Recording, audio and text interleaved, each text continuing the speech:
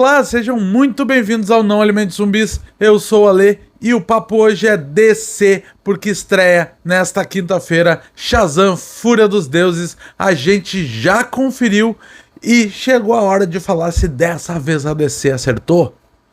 Vem descobrir. Nessa sequência, o nosso querido Billy Batson tá tentando organizar essa família de supers onde ele acabou criando ou caindo, enfim.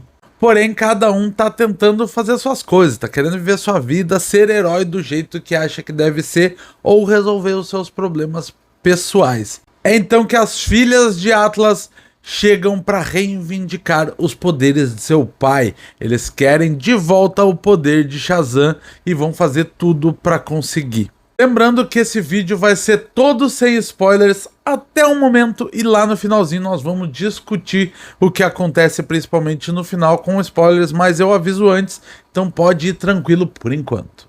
Você deve estar imaginando, ouvindo o resumo, que não é muito diferente lá do primeiro filme, e realmente não é. Lá o Dr. Sivana queria tomar o poder do Shazam para ele, aqui as filhas de Atlas vêm para reivindicar o poder que uma vez foi do pai delas, que é o poder que o Shazam recebeu.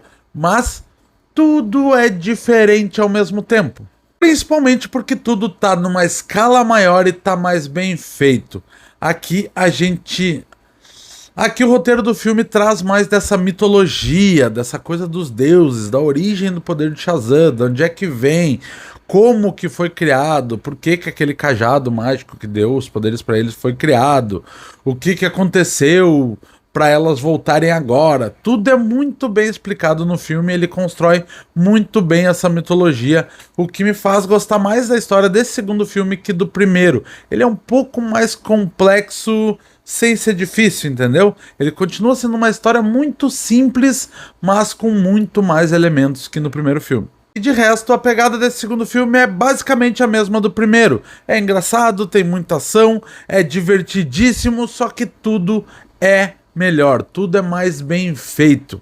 Começando pelo foco que eles dão à família Shazam. Nesse segundo filme a gente vê muito mais dos irmãos, seja em batalha ou seja fora dela. E isso é uma coisa que me agrada bastante. Desde o primeiro filme eu queria saber mais quem são essas pessoas, quais são os dilemas dela, e esse filme traz isso. Principalmente com o próprio Billy Batson. O filme foca muito nos dilemas dele, em relação à família, em relação a ter sido abandonado, em relação com o medo que ele tem ainda desse abandono. Tudo isso é muito bem trabalhado nesse filme e sempre de forma leve, que a história do Shazam pede. O filme acertadamente foca de novo na comédia, o filme é muito engraçado e eu não senti nenhuma piada que saia de tom, não tem nada muito perdido ali, tudo é muito bem colocado e a hora que eles usam o sarcasmo, eles usam muito bem feito, tirando sarro da própria DC, de outros personagens e do mundo de super-heróis como um todo.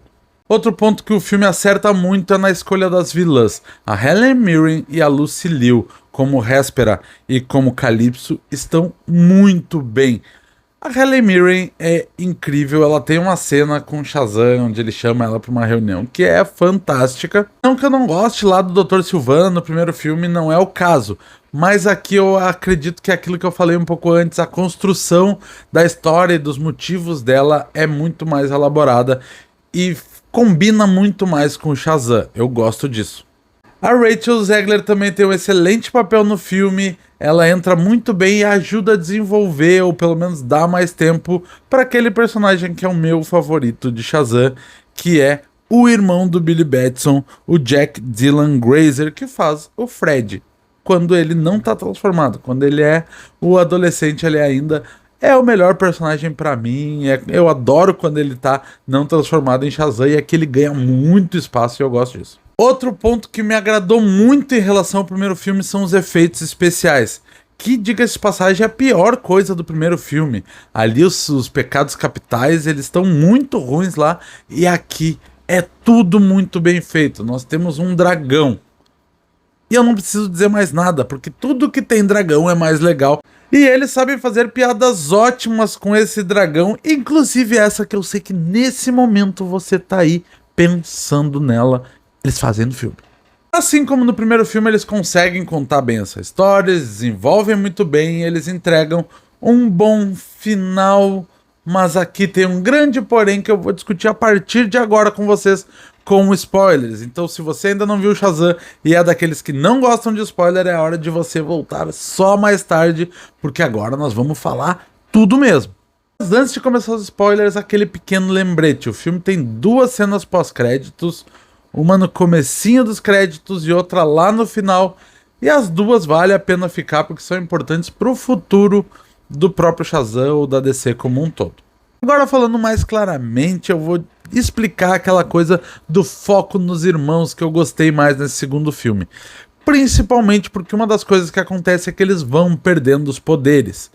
Quando as filhas de Atlas pegam lá o cetro, aquele poderoso, e reconstroem eles, porque lá no reino dos deuses, o mago que dá os poderes pro Billy Batson tá vivo, e com os poderes das deusas ali, filhas de Atlas, eles conseguem restaurar esse cetro, esse cajado, chamem lá como quiserem, e com eles elas conseguem retirar os poderes dos Shazam, da família do Shazam, e ela vai fazendo isso, eles vão perdendo os poderes, e o filme tem a coragem de usar esses personagens mesmo sem os poderes, e com isso desenvolve muito bem eles e dá espaço para os atores mais jovens, que eu confesso gosto mais do que depois que eles são transformados. Principalmente o Fred, porque afinal o filme começa com os dois, começa com o Billy e com o Fred, e nesse segundo filme o Fred tem ainda mais espaço para desenvolver a sua personalidade, coisa que o filme também faz com Billy Batson, porém mais na pele do Shazam. A gente vê pouco do Billy sem estar transformado. Já no Fred a gente vê bastante dele como jovem e é muito bom para a construção da história e para as viradas que a história dá também, por causa da relação dele com a Antia, que é a terceira deusa que aparece. Ela chega no mundo ainda como uma aluna da escola e acaba se interessando pelo Fred. Parece que era por interesse, mas não. Esse interesse realmente é genuíno e o filme constrói muito bem isso. E é uma das partes, digamos assim, do drama ou da história do filme que eu mais gosto. E a gente chega no final do filme, onde esse papel de liderança precisa ser incorporado pelo Billy Batson. Ele tá muito inseguro, a série até fala em síndrome do impostor, porque ele acha que não merece esses poderes, ficam questionando dele não ter a sabedoria de Salomão, que é o S do Shazam, e ele realmente acredita que ele não tem isso, até porque ele não consegue resolver, ele não sabe nada do mundo dos deuses, ele não sabe às vezes utilizar seus poderes direito, eles estão na cidade ali sendo chacota quase dos jornais, porque sempre que eles vão salvar pessoas, eles acabam destruindo uma ponte. Ele tem que trabalhar isso durante o filme até ele assumir esse papel, já que no final é só ele que ainda tá com os poderes, o resto da família toda já perdeu os poderes e ele precisa assumir isso. E aí ele sente essa responsabilidade e percebe que o único jeito de acabar com a Calisto, que acaba se tornando a grande vilã do filme, junto, montado no seu dragão, a lá Game of Thrones, a lá Calice, a Calice, pegaram essa? Ele sente que o único jeito é realmente ele usar todo o seu poder, o que pode acabar fazendo com que ele se sacrifique. Realmente acontece. O nosso querido Billy Batson usa o cajado como se fosse uma bomba e se explode dentro de uma redoma que a Hecate, a personagem da Ellie Mirren, faz, e acabam morrendo. E aí eles estão lá enterrando o Billy Batson, fazendo ali o seu velório, quando o mago tá lá com o cajado, sem força, sem poder reconstruir nada nesse mundo onde eles estão. Ele diz que somente a fagulha de um deus poderia trazer vida, poderia trazer poder de volta, esse poder mágico de volta ao cajado, quando quem aparece de trás de uma parede? A deusa que está ativa ainda no universo DC. A própria Mulher Maravilha. A Gal Gadot aparece sim no final do filme e é ela que pega o cajado na mão e dá poder de volta para ele, dando poder para esse mundo onde eles estão de novo e acordando o nosso querido Shazam, que de trás como um zumbi bota a mão para fora e acaba revivendo mais piadinhas sobre ele ter sido enterrado 2 minutos depois de morrer e uma conversa entre os dois que é bem divertida sim. Porém, quando isso acontece, a gente fica com aquela sensação de uma deusa ex-máquina no final, Tipo, eles acabaram perdendo, o Billy perdeu e daqui a pouco vem um ser muito poderoso que por algum motivo não veio ajudar quando a coisa tava feia, só vem pra salvar o nosso Shazam ali no final que estava mortinho da Silva.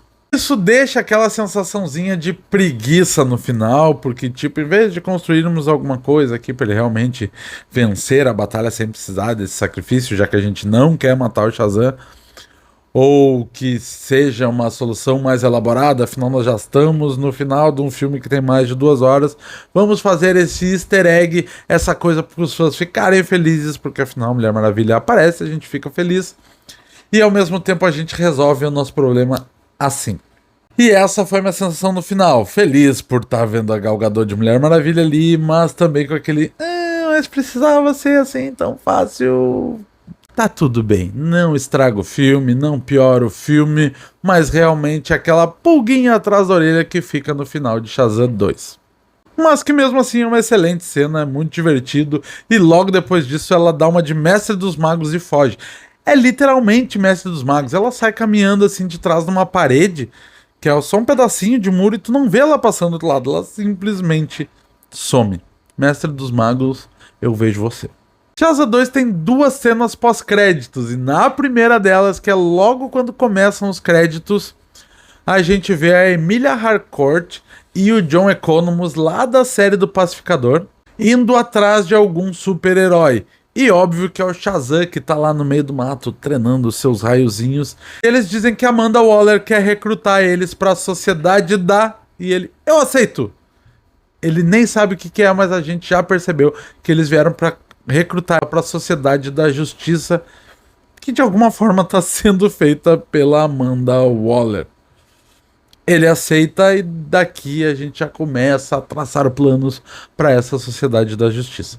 Na segunda cena pós-créditos, nós vemos o Dr. Sivana preso numa cela, quando uma lagartinha, um vermezinho, vem para falar com ele sobre um grande plano que está montando, que a gente vê que é o Senhor Cérebro, que provavelmente está fazendo a Sociedade dos Monstros, outro grupo de super vilões aí que pode estar no caminho desse novo universo da DC comandado pelo James Gunn. Acredito que essas cenas sim fazem parte das regravações que a gente teve de Shazam. Eu acho que não estava nos planos antes da chegada do James Gunn, mas agora tá lá, e a partir disso a gente vai falar mais disso mais pra frente aqui pelo canal e nas nossas redes sociais, então fica ligado. Muitas vezes as pessoas reclamam da fórmula dos filmes de super-heróis, de ter muita comédia, mas Shazam, dentro dessa leva desse universo compartilhado, pelo menos, que a DC tentou criar e que vai seguir daqui pra frente, mostra que talvez seja assim, esse o caminho. Se você já assistiu Shazam, vem cá e me conta o que acharam aqui nesse vídeo e a gente se vê qualquer hora dessas num desses canais. Tchau, tchau.